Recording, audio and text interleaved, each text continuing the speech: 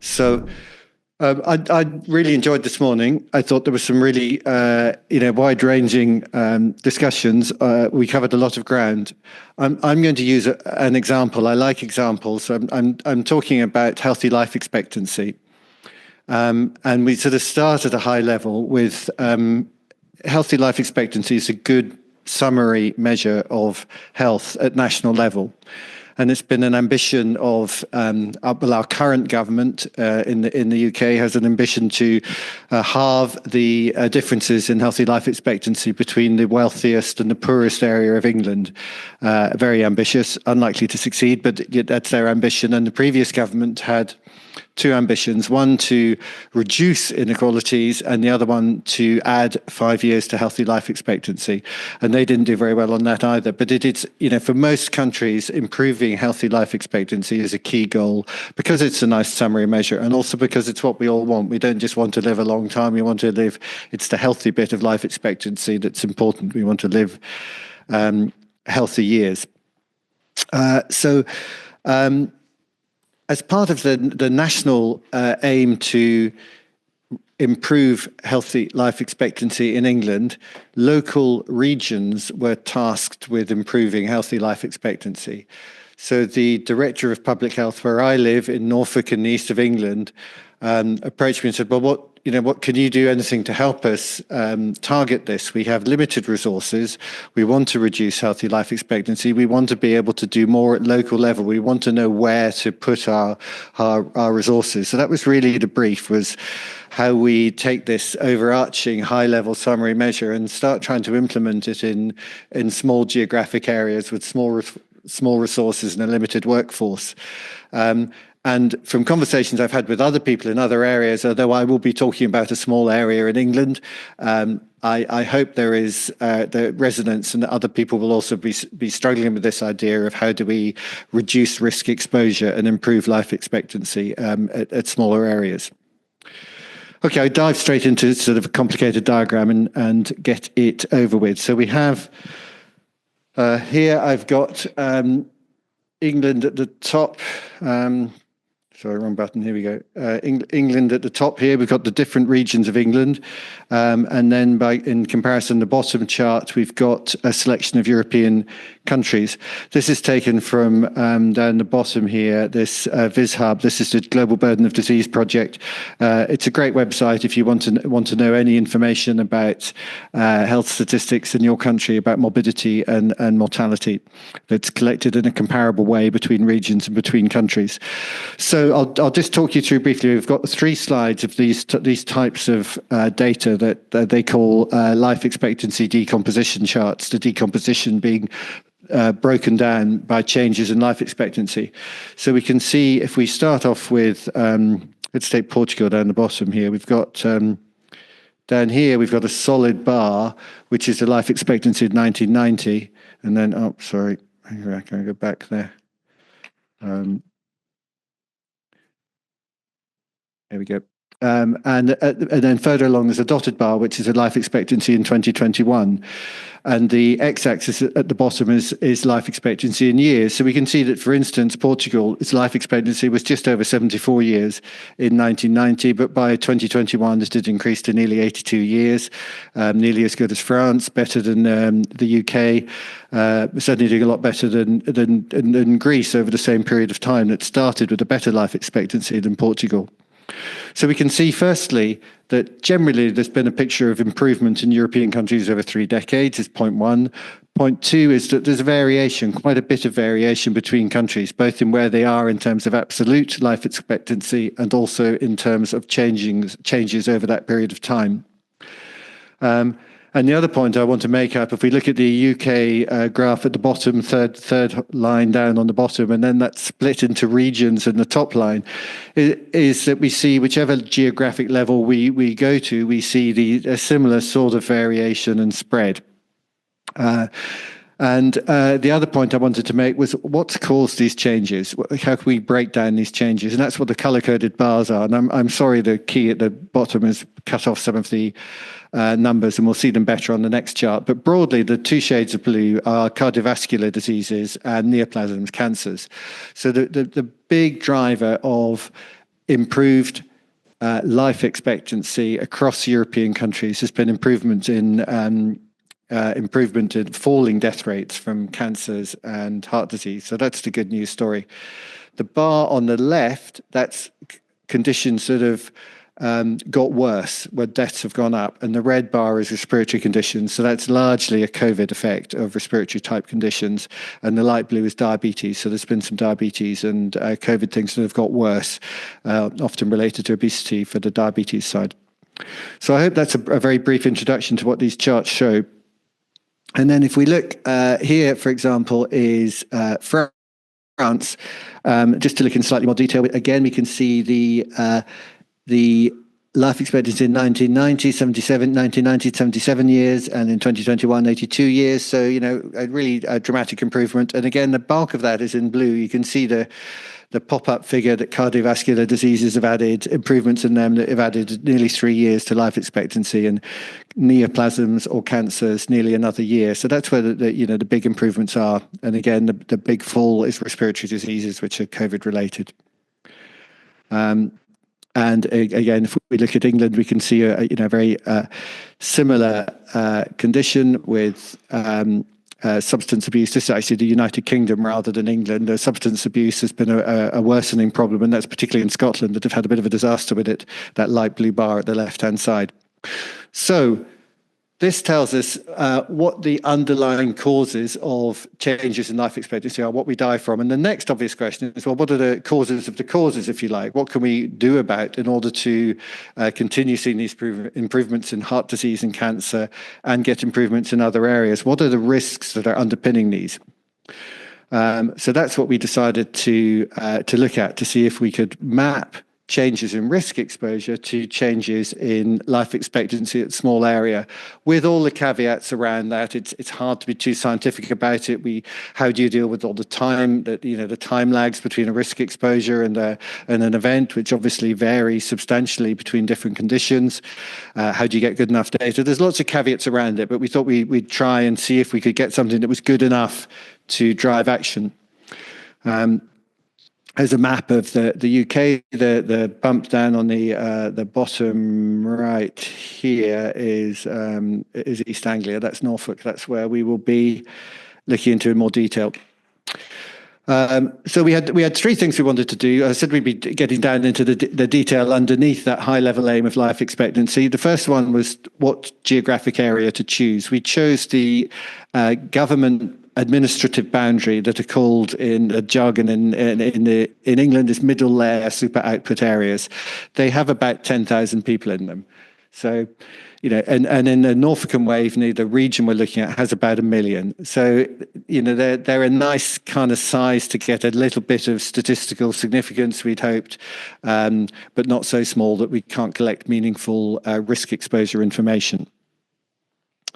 So we're going to, first of all, look at healthy life expectancy, then look at risk factors at each of these levels, and then look at associations between them. So a very sort of simple plan.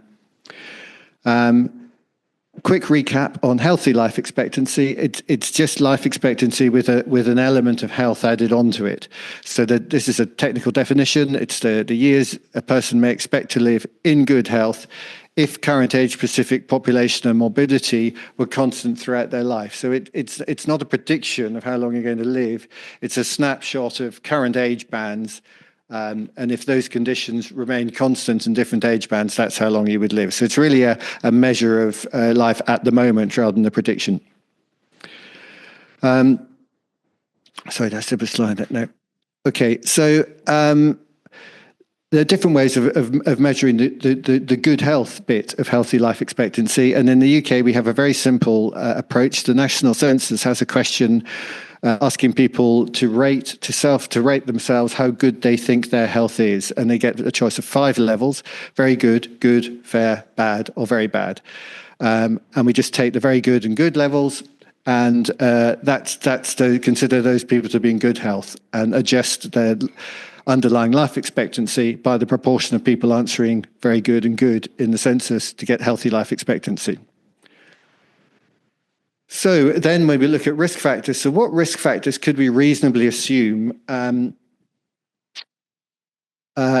affect healthy life expectancy. So there's two bits. We looked first of all at the risk factors for lower life expectancy, and then the second bit is the risk factors for poorer self-reported health, the life expectancy and the health bit. And both of these we based on reasonably robust evidence-based sources. We didn't want to measure risk factors where there wasn't a pre-existing strong evidence base linking that risk factor to a health outcome that we were interested in. Given the other sources of scientific uncertainty in our method, we wanted to start with risk factors that at least we knew were worth doing something about. And the two sources, one were the Global Burden of Disease study has a big database online of all the risk outcome pairs. They say where they've done literature reviews on and found what they call convincing or probable evidence of a causal link between that risk and that outcome. And then the UK National Public Health Organisation, OHID, did a literature review looking at risk factors for poorer self-rated health, the things that cause poor health, similar approach, and came out with a list of risk factors. That's what we started with. We then narrowed them down by looking pragmatically, what do we have data that's publicly available on. We wanted to make this publicly available for anyone in a public health department to not have data behind complicated access walls. So it's what's data's released on government websites mainly or elsewhere that's related to one of these evidence-based risk factors. So briefly, the results were 66, 67 years healthy life expectancy. And with a big gap, as expected, we found this, a gap of 21 years for men and 18 years for women between the richer and poorer areas across Norfolk. And of course, to some extent, the smaller the area you go down to, the bigger the differences you're going to get, because there's going to be no smoothing effect. So on one side, I think that was very shocking for our local politicians to hear the size of those differences in Norfolk, which they hadn't quite realised. But statistically, it's kind of what we would expect. Okay, map of Norfolk. I won't go back to the England map, but it's that bump that sticks off out on the east side.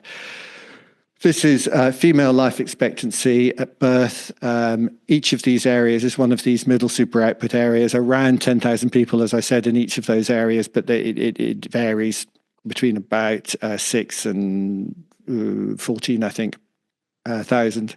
The dark blue is poor health, poor life expectancy, 56 years down in Great Yarmouth on the east coast, which is a particularly sort of deprived east coast town. Through to 73 years in some of the sort of more leafy suburban areas. So that gives us a nice map of kind of where the range of life expectancy. We then did a series of maps, trying to map risk factors onto those. So this is just as an example is alcohol admissions, the rate per 100,000, which is one of the factors that came through as being important.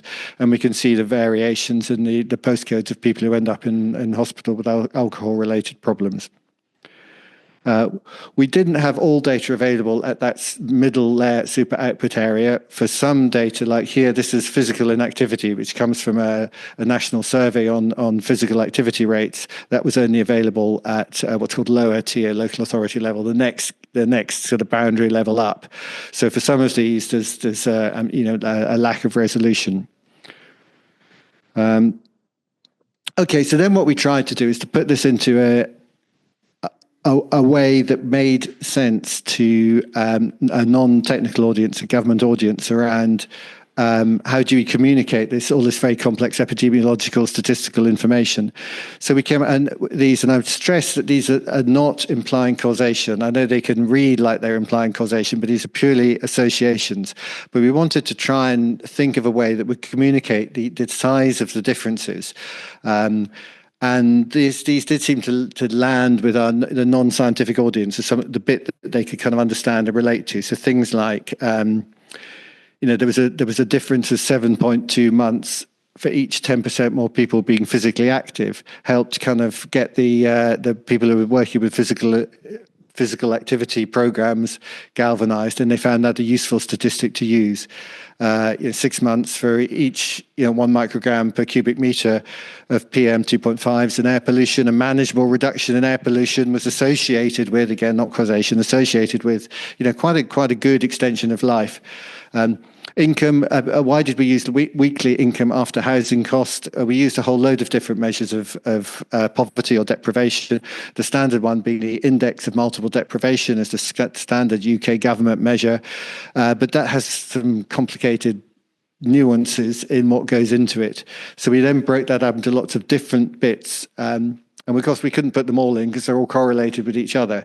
So there's nothing magic about weekly income after housing costs. We just chose that as it shows the same effect as nearly every other measure of deprivation or poverty, that it dwarfs everything else. It's the single biggest explanatory factor is money, how much money you have. But we wanted to try and put a sort of, an understandable figure on it, so which is why we chose weekly income. So this association between £10 extra each week was associated with areas that had 2.5 months better life expectancy.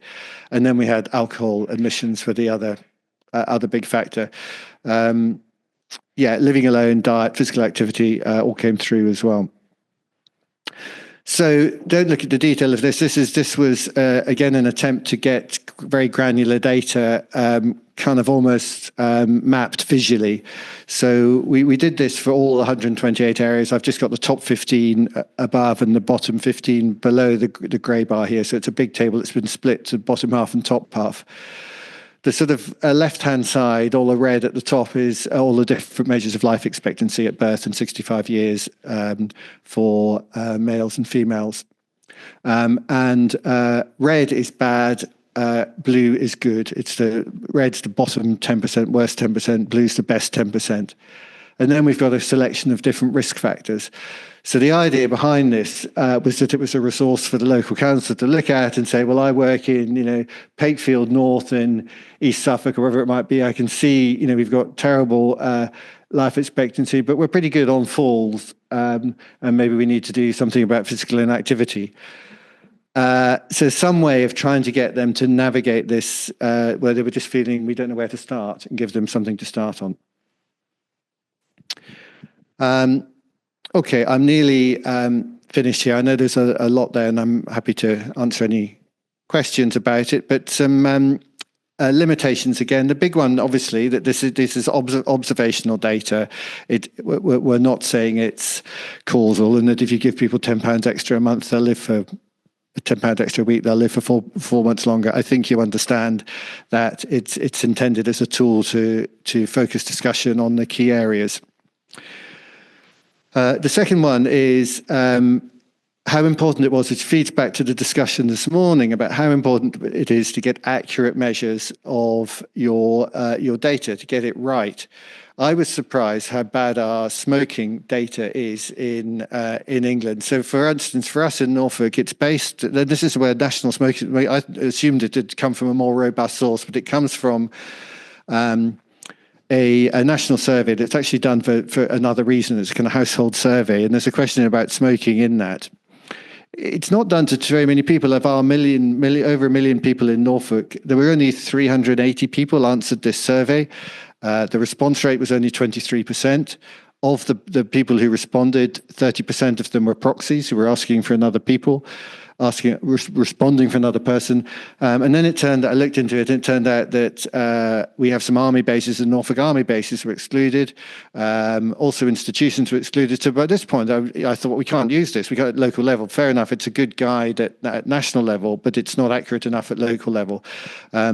Which of course was very disappointing for our local council, who their smoking was their big, the big thing they're putting a push into, and they were a bit disappointed we didn't have smoking. I said, well, the lesson there is we need better data, because it just showed no effect, which didn't make any sense because the data was all over the place at small level.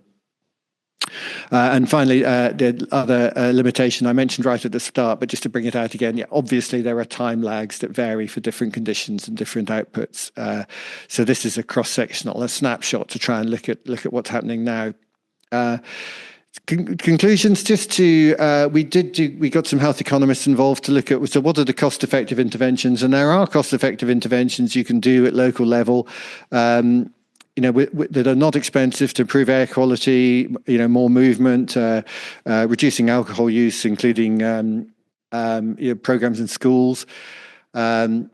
And then there's obviously a whole new world about what do you do about deprivation. That's much more political than healthcare. But there's local stuff you can do. Encouraging local businesses to promote training. Encouraging good employment, providing good benefits advice. The stuff that can be done relatively cheaply by a council and a public health department at local level, not to remove the deprivation, but to mitigate the effects of it. And then I guess maybe improve some of it.